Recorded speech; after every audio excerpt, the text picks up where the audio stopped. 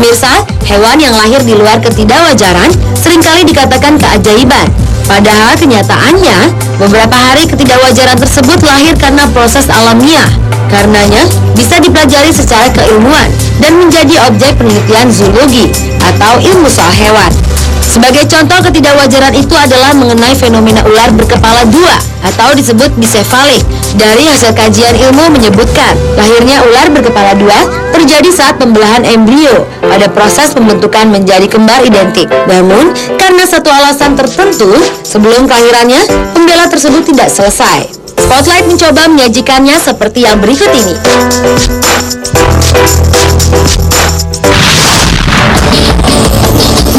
Yang pertama adalah ular berkepala dua jenis black rat yang diberi nama Thelma and Louise. Ular tersebut dirawat di penangkaran milik Arizona State University guna sebuah penelitian. Thelma and Louise pertama kali ditemukan di gurun pasir saat masih bayi. Setelah mendapat perawatan dengan baik, ular ini bisa hidup cukup baik, bahkan berlangsung cukup lama, hingga 17 tahun lamanya.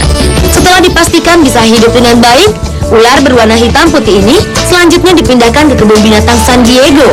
Selama bertahun-tahun, ular kepala dua ini menjadi perhatian pengunjung yang datang ke kebun binatang tersebut.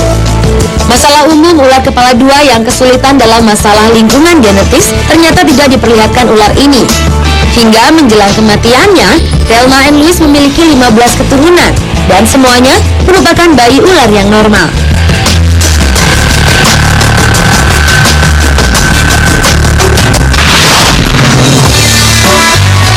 Ular kepala dua datang dari kota California, King Snake albino, yang ditemukan di Ukraina. Ular yang didatangkan dari California tersebut kini menjadi penghuni kebun binatang Black Sea Resort, Yalta di Ukraina. Pihak pengelola merasa tertarik untuk memelihara ular ini lantaran dianggapnya unik, terutama karena keinginan kedua kepalanya tidak pernah sama.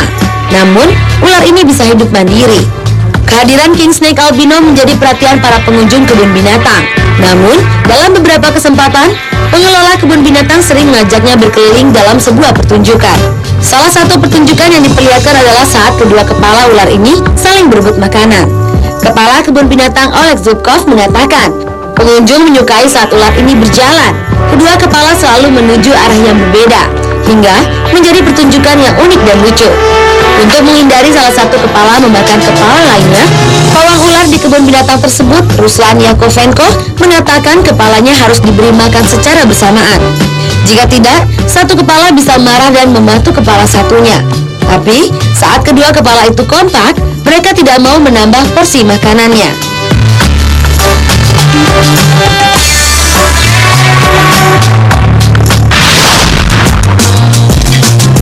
Lahirnya ular berkepala dua atau bisefalik juga terjadi di sebuah tempat konservasi ular Sunshine di Florida, Amerika Serikat.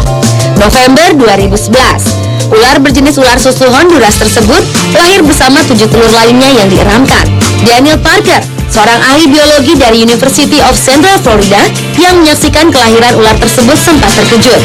Dari 7 telur yang dieramkan, 1 telur berkepala dua dan 1 telur lainnya menetaskan sepasang ular kembar.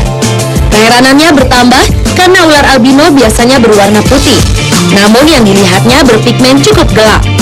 Namun ular ini tetap normal karena makanan pertama yang dilahapnya adalah seekor bayi tikus. Parker mengatakan dengan 2 otak dalam satu tubuh, ular ini tidak akan dapat bertahan hidup di alam liar. Namun nyatanya dapat hidup hingga 20 tahun di penangkaran. Setelah melewati masa-masa pertumbuhan, ular bercorak merah dan putih ini sekarang bisa bertahan hidup dengan normal.